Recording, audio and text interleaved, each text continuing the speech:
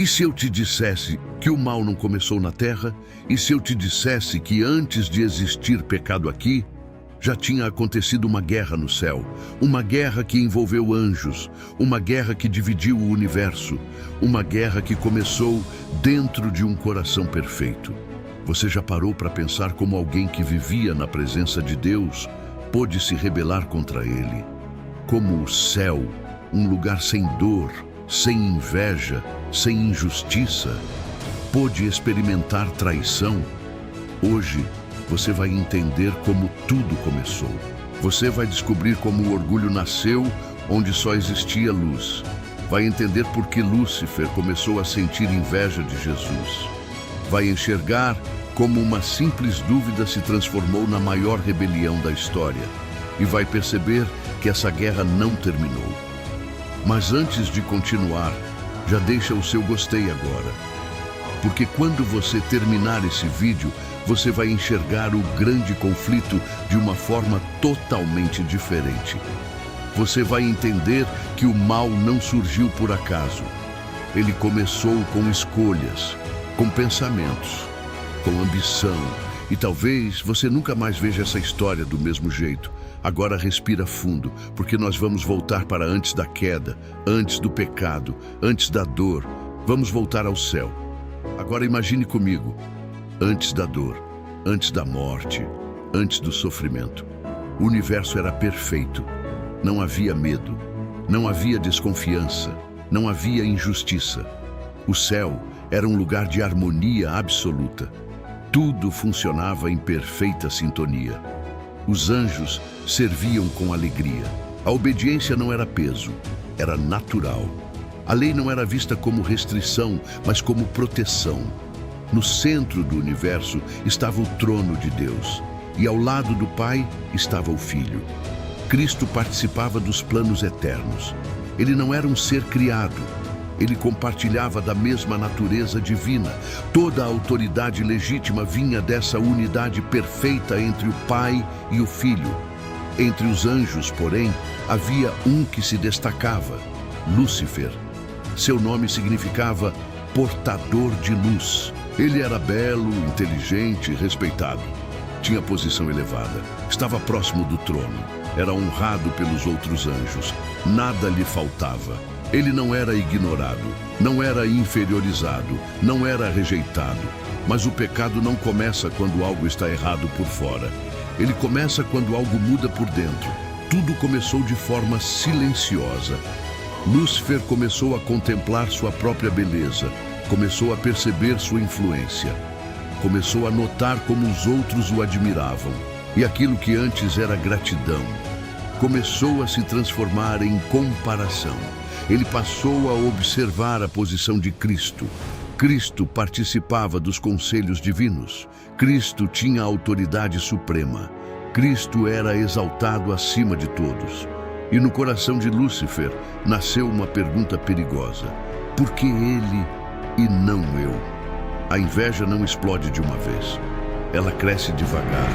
Primeiro vem a comparação, depois vem a insatisfação, depois vem o desejo. Lúcifer começou a desejar a honra que pertencia somente ao Filho de Deus. Houve um momento em que o papel de Cristo foi reafirmado diante do céu. Ficou claro que ele era o único que compartilhava plenamente da natureza divina, o único participante dos planos eternos do Pai.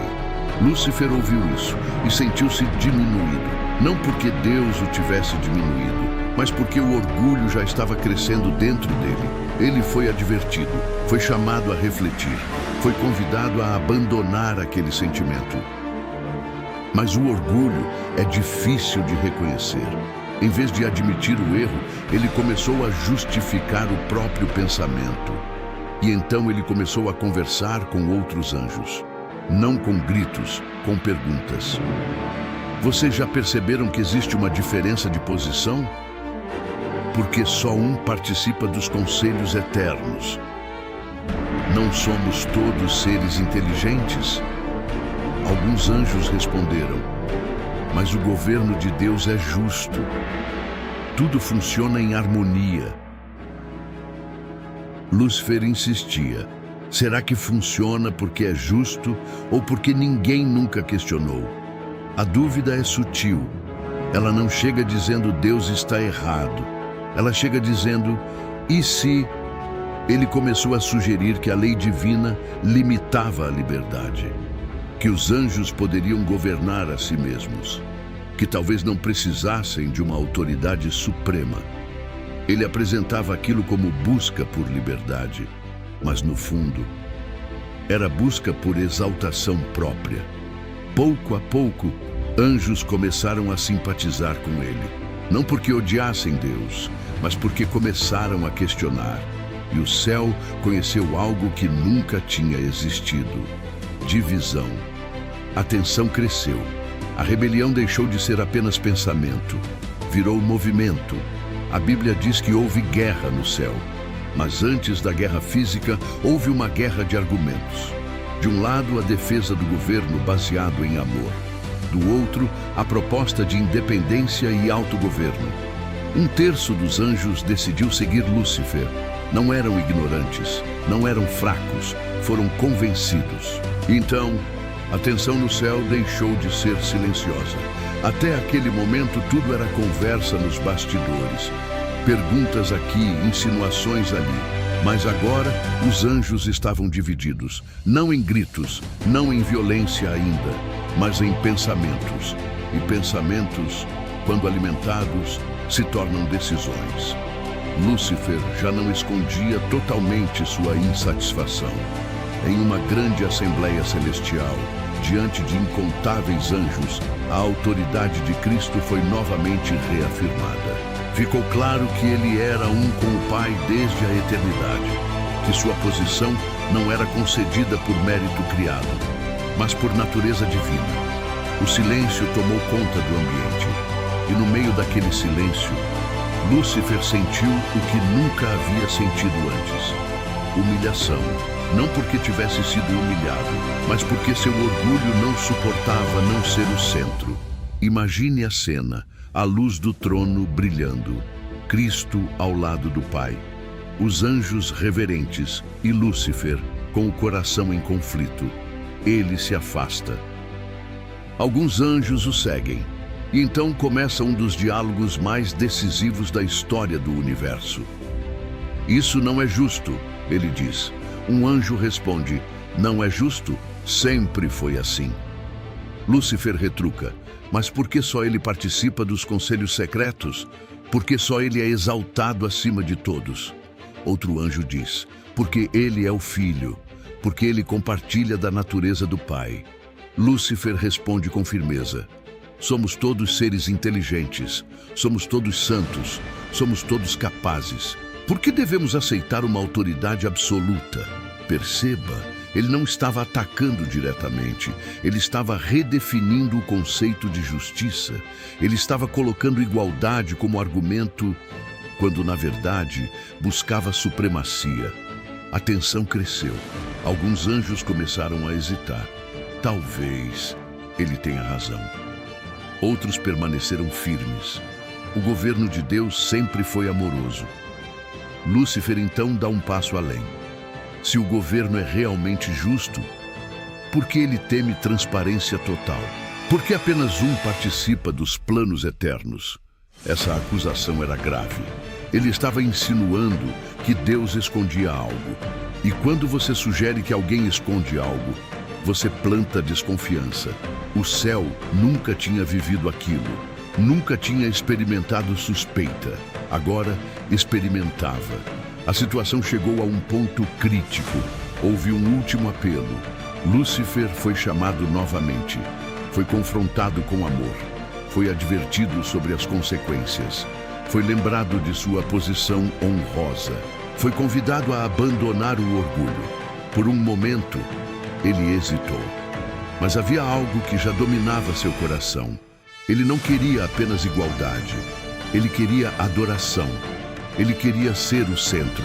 Ele queria que a lealdade dos anjos fosse direcionada a ele. E então ele declarou sua posição abertamente. Eu não me submeterei. Essas palavras ecoaram. E naquele momento, o conflito deixou de ser interno. Virou guerra. A Bíblia diz que houve guerra no céu. Mas tente imaginar isso. Não era uma guerra como conhecemos, não era pólvora e fumaça. Era uma guerra de lealdade. Cristo e seus anjos de um lado, Lúcifer e os anjos que o seguiram do outro.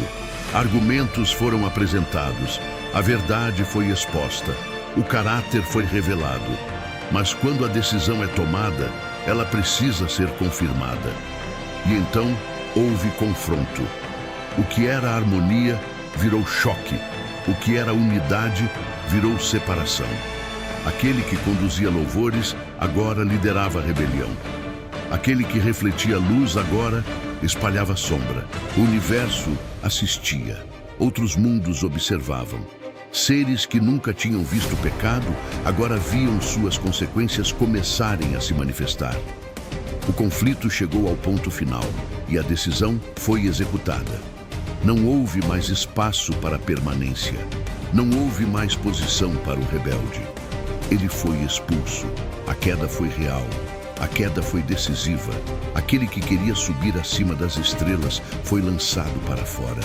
E junto com ele, 1/3 dos anjos. Imagine o impacto disso. 1/3. Não foi pequeno. Foi significativo. O céu ficou mais silencioso, mas ficou seguro. O universo agora entendia algo que antes era apenas teoria. O orgulho destrói. A ambição corrompe. A inveja separa. E o mais impressionante, Deus não destruiu imediatamente o rebelde, porque o conflito precisava revelar completamente seu caráter. Se fosse eliminado no início, poderia parecer injustiça. Agora, o universo tinha visto, tinha ouvido, tinha testemunhado. A rebelião não nasceu da falta de amor de Deus. Nasceu da escolha de um coração que quis ser maior do que era. Mas a história não termina aqui. Porque um coração que rejeita a autoridade divina não aceita derrota facilmente. Ele procura outro palco, outro território, outra oportunidade. E foi assim que a guerra que começou no céu encontrou a terra. Mas essa é a próxima parte. Se você conseguiu enxergar de forma diferente essa rebelião, se você percebeu que o pecado não começou com violência, mas com orgulho, então já se inscreve no canal. Porque no próximo vídeo vamos mostrar como o mesmo argumento usado no céu foi usado contra a humanidade. E quando você entender isso, vai perceber que o grande conflito não é apenas uma história antiga, é a batalha mais atual que existe. E ela ainda está acontecendo.